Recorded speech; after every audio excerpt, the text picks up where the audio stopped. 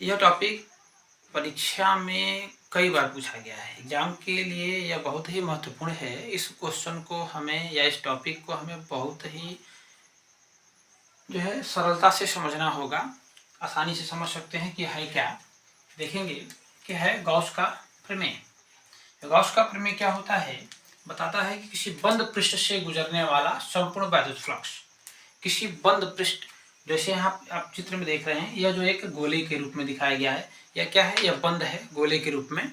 इस बंद पृष्ठ से गुजरने वाला संपूर्ण वैद्युत फ्लक्स, फ्लक्स को फाई ई आप जानते होंगे फ्लक्स, उस पृष्ठ द्वारा परिबद्ध कुल आवेश Q का 1/ε0 गुना होता है। इसको हम ऐसे लिखें, इसको गणितीय रूप में, तो जो फाई ई होगा वह किसके बराबर होगा? Q into 1/ε0। ठीक है, इसको और हम सरलता से लिखेंगे तो हो जाएगा Q/ε0। यह होता है हमारा क्या? गॉस का प्रमेय। यहाँ एक बात आती है फ्लक्स के बारे में।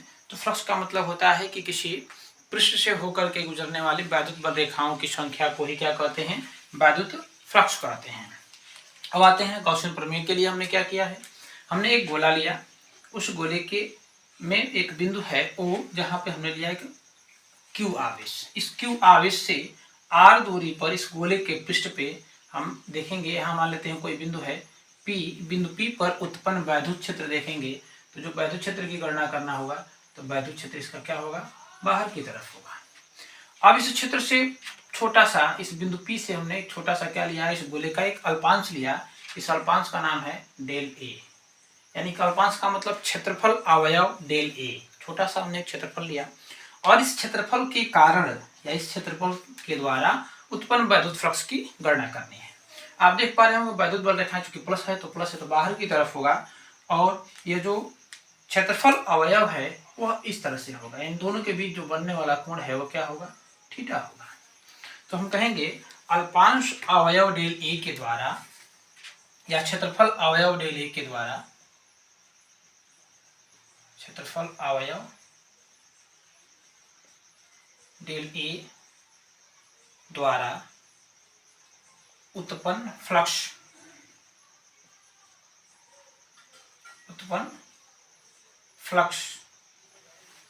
डेल फाई, क्योंकि जब क्षेत्रफल अवयव क्या है? अल्पांश है, तो क्या हो जाएगा? डेल फाई, यानी कि फ्लक्स भी कम ही उत्पन्न होगा। तो यहाँ हम कर सकते हैं E vector E dot vector del A। इसको और थोड़ा सा हम सिंप्लीफाई करेंगे तो vector A dot vector B हो जाता है AB cos थीटा, यानी कि वेक्टर E वेक्टर E का E हो गया, वेक्टर डेल A का डेल A, और क्या हो जाएगा? cos theta. आप पढ़े होंगे कि A dot B vector A dot vector B equal होता है AB cos थीटा। अब हमारा जो है यह डेल फाई E बराबर इतना आ गया। और हमें यह पहले से ज्ञात है कि प्लस Q आवेश के कारण बिंदु P पर उत्पन्न वैद्युत क्षेत्र की तीव्रता, प्लस Q आवेश के कारण P पर वैद्युत क्षेत्र, P पर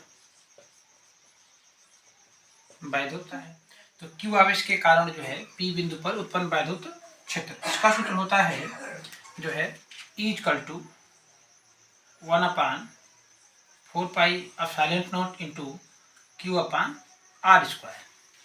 जब इसका मान हम यहाँ रखेंगे तो आएगा हमारा मान del phi B phi E equal to 1/4πε0 Q/r² into DA cos theta. क्या हो जाएगा? DA cos theta.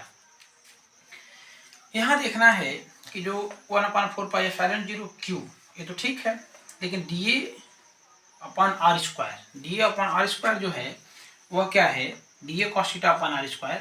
तो क्षेत्रफल अवयव डेल A के कारण, क्षेत्रफल अवयव डेल A के कारण बिंदु O पर आंतरिक घन कोण है, इसका मान है डेल ओमेगा। ठीक है, तो हम यहाँ लिख सकते हैं, इतना नंबर आगे बढ़ा दिया जाता है, del phi E equal to Q/4πε0 naught into D A cos theta upon R square. यहाँ हम लिखेंगे कि D A cos theta upon R square equal to D omega.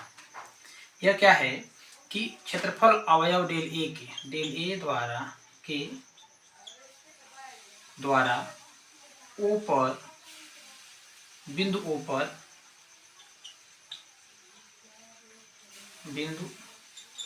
पर घन कोण, आंतरिक घन कोण है।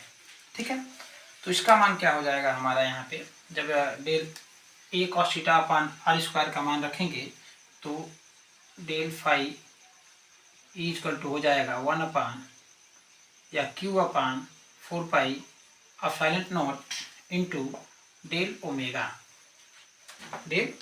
अब क्या करेंगे हम कि इसमें अब हमें इस छोटे से अल्पांश को छोड़कर पूरे अल्पांश यानी कि हम कह सकते हैं संपूर्ण पृष्ठ ए द्वारा आंतरिक या संपूर्ण पृष्ठ ए द्वारा उत्पन्न वैद्युत फ्लक्स, संपूर्ण पृष्ठ ए द्वारा उत्पन्न फ्लक्स। तो संपूर्ण पृष्ठ के लिए हम क्या करेंगे, इसका समाकलन कर देंगे। तो फाई इक्वल टू, अगर संपूर्ण पृष्ठ द्वारा उत्पन्न वैद्युत फ्लक्स फाई ई हो तो फाई इक्वल टू क्या हो जाएगा, समाकलन में यह टोटल मान Q upon 4 pi epsilon naught into del omega. और आपको पता है कि Q upon 4 pi epsilon naught एक नियतांक है, वह क्या हो जाएगा, बाहर आ जाएगा। तो बाहर आ जाएगा तो हो जाएगा इसका मान Q upon 4 pi epsilon naught into समाकलन में डेल ओमेगा। ठीक है, अब यहाँ देखेंगे हम कि यह डेल ओमेगा का मान कितना होगा। तो डेल ओमेगा इस संपूर्ण गोले के द्वारा बिंदु ओ पर आंतरिक घन कोण है, और घन कोण का सूत्र होता है घन कोण बराबर होता है, यहाँ साइड में दिखा दे रहे हैं, घन कोण बराबर होता है क्षेत्रफल बटे त्रिज्या का स्क्वायर। तो यहाँ हमको क्या करना है, गोले का क्षेत्रफल चाहिए।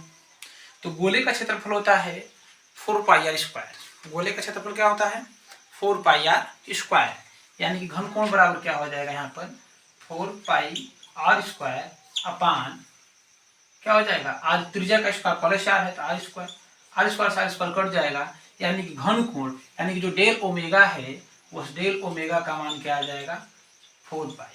डेल ओमेगा का मान क्या आ जा रहा है 4 पाई। कब, जब इस संपूर्ण पृष्ठ के द्वारा हम निकाल रहे हैं तब। तो हम क्या करेंगे, तो फाई इक्वल टू क्या हो जाएगा, फाई ई इक्वल टू हो जाएगा Q upon 4 pi epsilon naught into del omega का संपूर्ण मान क्या हो गया हमारा 4 पाई।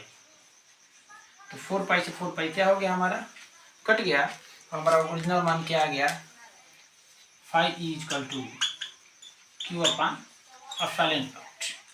अर्थात हमारा जो गॉस का प्रमेय कह रहा था कि किसी बंद पृष्ठ से गुजरने वाला संपूर्ण वैद्युत फ्लक्स फाई ई उस पृष्ठ द्वारा परिबद्ध कुल आवेश Q का 1 अपान एप्सिलॉन नॉट गुना होता है, यानी यही हमारा प्रूफ करने के पश्चात भी आया।